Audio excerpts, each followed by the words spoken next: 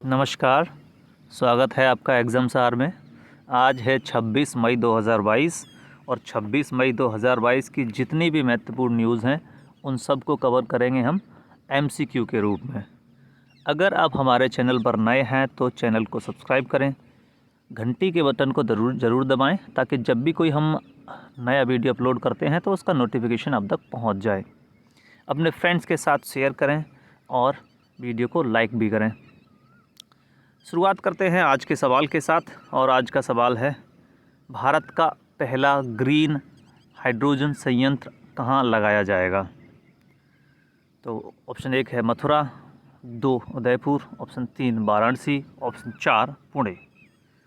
तो इसका आंसर आप दें कमेंट बॉक्स में और वीडियो के अंत में हम बताएंगे कि इसका सही उत्तर क्या है। चलिए शुरुआत करते हैं आज के करंट अफेयर्स के साथ और आज का पहला प्रश्न है, विश्व कछुआ दिवस कब मनाया जाता है? ऑप्शन 1 है 23 मई, ऑप्शन 2 28 मई, ऑप्शन 3 21 मई, ऑप्शन 4 18 मई। तो विश्व कछुआ दिवस मनाया जाता है, ये हर वर्ष मनाया जाता है 23 मई को। चलिए इसके बारे में देख लेते हैं, कौन सी संस्था है जिसको आयोजन इसका कराती है या इसने इसकी शुरुआत की है। तो इस संस्था का नाम है American tortoise rescue. American tortoise rescue ये अमेरिका का ही एक गैर लाभकारी संगठन है। हर वर्ष 23 मई को मनाया जाता है विश्व कछुआ दिवस। क्यों मनाया जाता है? इनको बचाने के लिए और इनके महत्व को समझाने के लिए, इसके बारे में जागरूकता फैलाने के लिए इसको मनाया जाता है। तो इस वर्ष की जो थीम था वो था सेलिब्रेट। ये सेलिब्रेट नहीं है, सेलिब्रेट है, जिसका मतलब होता है कि सभी को कछुओं से प्यार करने और बचाव करने के लिए ये अपील करता है। सेलिब्रेट का मतलब है, तो इस बार की थीम थी सेलिब्रेट, जिसका मतलब ये होता है कि सभी को कछुओं से प्यार करने और उससे बचाव करने के लिए अपील करता है।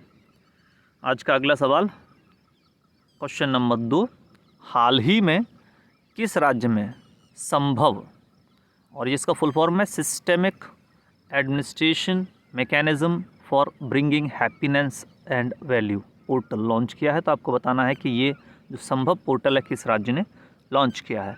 ऑप्शन 1 है Uttar Pradesh, option 2 Gujarat, option 3 Haryana, option 4 Madhya Pradesh. तो systematic administration mechanism for bringing happiness and value, और ये लॉन्च किया है उत्तर प्रदेश सरकार ने। तो संभव पोर्टल आपको पूछा जा सकता है कि संभव पोर्टल किस राज्य सरकार द्वारा खोला गया है या शुरुआत की गई है? तो ये है उत्तर प्रदेश सरकार द्वारा। इसके बारे में कुछ और तथ्य देख लेते हैं। तो उत्तर प्रदेश के जो शहरी विकास मंत्री हैं अरविंद शर्मा, इन्होंने इसकी लॉन्च किया या इसकी शुरुआत की है और इसका नाम है संभव। इसका फुल फॉर्म हमने आपको बता दिया है, systematic administration mechanism for bringing happiness and value. Uttar Pradesh की मुख्यमंत्री हैं योगी आदित्यनाथ और उत्तर प्रदेश की जो राज्यपाल हैं वो आनंदीबेन पटेल। उत्तर प्रदेश में लोकसभा सीटों की संख्या है 80, जो पूरे देश में सर्वाधिक है। उत्तर प्रदेश में विधानसभा सीटों की संख्या है 403, ये भी सर्वाधिक है किसी भी राज्य में। और उत्तर प्रदेश में राज्यसभा सीटों की संख्या 31, जो सबसे अधिक है किसी राज्य में। उत्तर प्रदेश की सीमा 8 राज्यों से लगती है और एक केंद्र शासित प्रदेश से लगती है, वो है दिल्ली। चलिए बढ़ते हैं अगले प्रश्न की ओर। आज का अगला सवाल, क्वेश्चन नंबर 3, हाल ही में किस मंत्री ने जेनेवा में 75वीं विश्व स्वास्थ्य सभा को संबोधित किया है? तो ये विश्व स्वास्थ्य सभा है, 75वें क्रम की है। आपको बताना है कि भारत के कौन से मंत्री ने इसको संबोधित किया है। तो ऑप्शन 1 है doctor Harshvardhan, option 2 Piyush Goyal, option 3 Mansukh Mandaviya, option 4 Ramvilas Paswan. तो 75वीं विश्व स्वास्थ्य सभा को संबोधित किया है भारत के केंद्रीय स्वास्थ्य मंत्री मनसुख मांडविया द्वारा।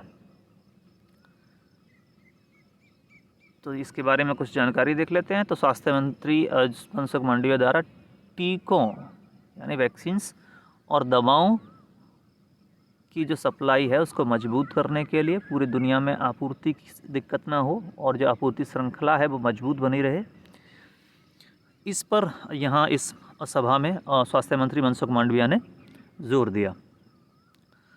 चलिए अगले सवाल की ओर बढ़ते हैं। क्वेश्चन नंबर 4, हॉकी इंडिया सब जूनियर महिला राष्ट्रीय चैंपियनशिप। तो हॉकी इंडिया सब जूनियर है, ये सब जूनियर महिला राष्ट्रीय चैंपियनशिप किसने जीता है? ऑप्शन 1 है Kerala, option 2 Haryana, option C Maharashtra और ऑप्शन डी तमिलनाडु। तो हॉकी इंडिया सब जूनियर महिला राष्ट्रीय चैंपियनशिप जीता है हरियाणा ने। और हराया किसको है? तो हराया है इसने झारखंड को। तो हरियाणा की टीम ने फाइनल में झारखंड को 2-0 से हरा दिया है। और ये हुआ कहाँ है आपको ये भी याद रखना है, इम्फाल में। तो सब जूनियर महिला राष्ट्रीय चैंपियनशिप 2022 जीती है हरियाणा ने और इसका आयोजन हुआ है इम्फाल में और उपविजेता था झारखंड। चलिए नेक्स्ट क्वेश्चन की ओर बढ़ते हैं।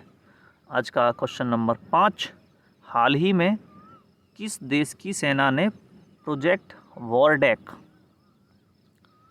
इसका मतलब होता है war game development centre, AI का मतलब होता है यहाँ पे आर्टिफिशियल इंटेलिजेंस। तो वॉरडेक एआई पावर गेम सेंटर को लॉन्च किया है। तो ऑप्शन 1 है New Zealand, option 2 America, option C Bharat, option 4 France.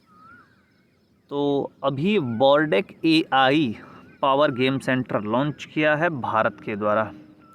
चलिए इसके बारे में कुछ और जानकारी देख लेते हैं। सैन्य प्रशिक्षण कमान और ये जो गांधीनगर में राष्ट्रीय रक्षा विश्वविद्यालय है यानी नेशनल डिफेंस यूनिवर्सिटी आरआरयू ने नई दिल्ली में एक वॉर गेम अनुसंधान और विकास केंद्र स्थापित करने के लिए एक समझौता किया है। यानी कि इन दो संस्थाओं के बीच में ये समझौता हुआ है, सैन्य प्रशिक्षण कमान और राष्ट्रीय रक्षा विश्वविद्यालय के बीच में। और इसका जो निर्माण है वो किया जाएगा दिल्ली में। और ये एआई पे काम करेगा। एआई का मतलब होता है आर्टिफिशियल इंटेलिजेंस। इसमें वर्चुअल रियलिटी का यूज किया जाएगा। वर्चुअल रियलिटी आप जानते होंगे, जो आभासी सत्यता जो होती है उसको कहते हैं वर्चुअल रियलिटी। ठीक है, अगला सवाल क्वेश्चन नंबर 6, भारत ने किस देश के साथ उर्वरक क्षेत्र में योगदान के लिए समझौता किया है?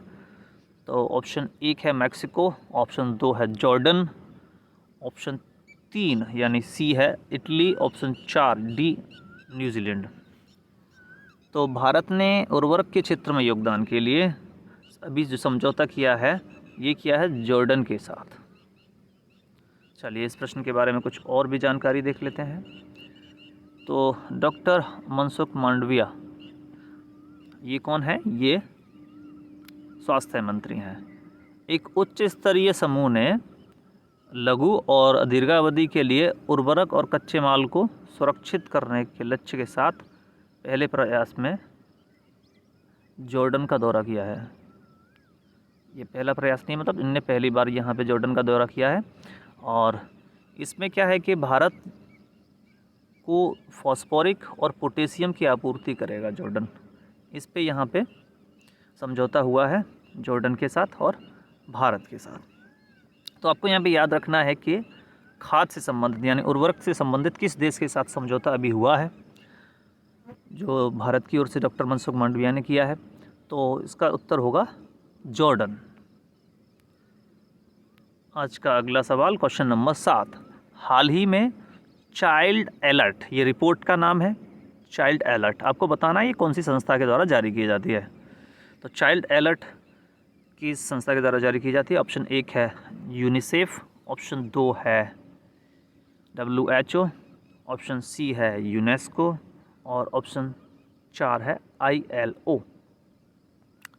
तो चाइल्ड अलर्ट नामक रिपोर्ट जारी की जाती है यूनिसेफ के द्वारा। इसके बारे में कुछ जानकारी देख लेते हैं यूनिसेफ के बारे में। तो यूनिसेफ का जो मुख्यालय है वो न्यूयॉर्क में है, संयुक्त राज्य अमेरिका, ये आपको याद रखना है। इस समय पे इसके जो हेड हैं या डायरेक्टर जनरल हैं वो हैं कैथरीन एम रसेल, ये महिला हैं कैथरीन एम रसेल। और इसकी जो स्थापना हुई है यानी यूनिसेफ की, ये हुई है 11 दिसंबर 1946 को न्यूयॉर्क में यानी यूएसए में। आज का अगला सवाल क्वेश्चन नंबर 8, कौन सी भारतीय गैस एक्सचेंज पर घरेलू गैस बेचने वाला पहला गैस उत्पादक बन गया है? यानी कि ये जो गैस एक्सचेंज होता है वहाँ से डोमेस्टिक गैस, घरेलू गैस भी बेची जाएगी। तो ऐसा करने वाला कौन सा उत्पादक पहला बन गया है? तो ऑप्शन 1 है एनटीपीसी, ऑप्शन 2 है ओएनजीसी और ऑप्शन सी है इंडियन गैस, ऑप्शन 4 है अदानी ग्रुप। तो इसका जो सही उत्तर होगा वो होगा ओएनजीसी, यानी भारतीय गैस एक्सचेंज जो घरेलू गैस भी बेचेगा गैस एक्सचेंज से। तो ये बन गई है ओएनजीसी यानी oil and natural gas corporation. इसके बारे में और जानकारी देख लेते हैं। तो राज्य के स्वामित्व वाली यानी कि ये सरकारी है तेल और प्राकृतिक gas Nigam, oil and natural gas corporation ONGC, gas exchange पर घरेलू गैस बेचने वाला, जो घर में यूज़ होती है, घरेलू गैस बेचने वाला पहला उत्पादक बन गया है। और ये गैस निकलता कहाँ थे? तो ये KGDWN ये उसका नाम है जहाँ से ये निकाला जाता है, उस स्थान का। ये तटीय क्षेत्र में पाया जाता है। तो ओएनजीसी के निदेशक और प्रभारी विपणन ये इस समय पे हैं अनुराग शर्मा। आज का अगला सवाल क्वेश्चन नंबर 9, मंकी पॉक्स के मरीजों के लिए क्वारंटाइन अनिवार्य करने वाला बेल्जियम कौन सा देश बना है? आपको बताना ये पहले क्रम का है, दूसरे क्रम का है, तीसरे क्रम का है, 5वें क्रम का है। तो मंकी पॉक्स के जो मरीज़ हैं उनको क्वारंटीन करने वाला कौन सा देश बना है? तो मंकी पॉक्स बीमारी है एक जो वायरस से होता है और इसको लिए क्वारंटाइन को अनिवार्य करने वाला पहला देश बना है बेल्जियम। तो इसका जो सही उत्तर होगा वो होगा पहला। तो बीमारी के 4 मामले सामने आए हैं अभी वहाँ पे, लेकिन अभी से उसने सतर्कता दिखाते हुए बेल्जियम ने 21 दिन का क्वारंटाइन अनिवार्य कर दिया है। बेल्जियम के बारे में कुछ जानकारी देख लेते हैं। तो बेल्जियम की राजधानी है ब्रुसेल्स, मुद्रा है यूरो और इस समय पे यहाँ के जो प्रधानमंत्री हैं वो अलेक्जेंडर डी क्रू और राष्ट्रपति हैं प्रिंस फिलिप। तो क्वारंटीन को अनिवार्य करने वाला पहला देश बना है मंकी पॉक्स के लिए, ये है बेल्जियम। चलिए आज का अगला सवाल क्वेश्चन नंबर 10, ये है आज का आखिरी सवाल। अंतर्राष्ट्रीय योग दिवस, इंटरनेशनल डे ऑफ योगा कहाँ पर मनाया जाएगा इस बार? तो ऑप्शन 1 है उड़ीसा, ऑप्शन 2 है कर्नाटक, ऑप्शन सी है राजस्थान और ऑप्शन 4 है हरियाणा। तो इस बार जो अंतर्राष्ट्रीय योग दिवस है ये मनाया जाएगा कर्नाटक में। चलिए इसके बारे में कुछ जानकारी देख लेते हैं। केंद्रीय आयुष मंत्रालय ने मैसूर में 8वां अंतर्राष्ट्रीय योगा दिवस इंटरनेशनल डे ऑफ योगा का जो आयोजन है इसकी पुष्टि कर दी है। यानी मैसूर शहर कहाँ है? कर्नाटक में। तो इस बार जो 8वां अंतर्राष्ट्रीय योग दिवस होगा वो कर्नाटक में होगा। कर्नाटक के बारे में कुछ तथ्य देख लेते हैं। तो कर्नाटक के जो मुख्यमंत्री हैं इस समय पे बसवराज बोम्मई, कर्नाटक के राज्यपाल जो हैं वो श्री थावरचंद गहलोत। लोकसभा की सीटों की संख्या है ये 28 है, राज्यसभा सीटों की संख्या 12 है, लोकसभा सीटों की अधिक महत्वपूर्ण है। विधानसभा सीटें 224 हैं और विधान परिषद भी यहाँ पे है, ये भी आपको याद रखना है क्योंकि कई बार क्वेश्चन पूछ लिया जाता है किस राज्य में विधान परिषद नहीं है, तो कर्नाटक में है और इन सीटों की संख्या है 75। करंट अफेयर्स में ये था आखिरी सवाल। अभी हम आपको बताएंगे कि शुरुआत में जो आपसे पूछा गया था आज का सवाल उसका सही उत्तर क्या है। तो वो था भारत का पहला ग्रीन हाइड्रोजन संयंत्र कहाँ लगाया जाएगा? तो इसका सही उत्तर है ये है मथुरा।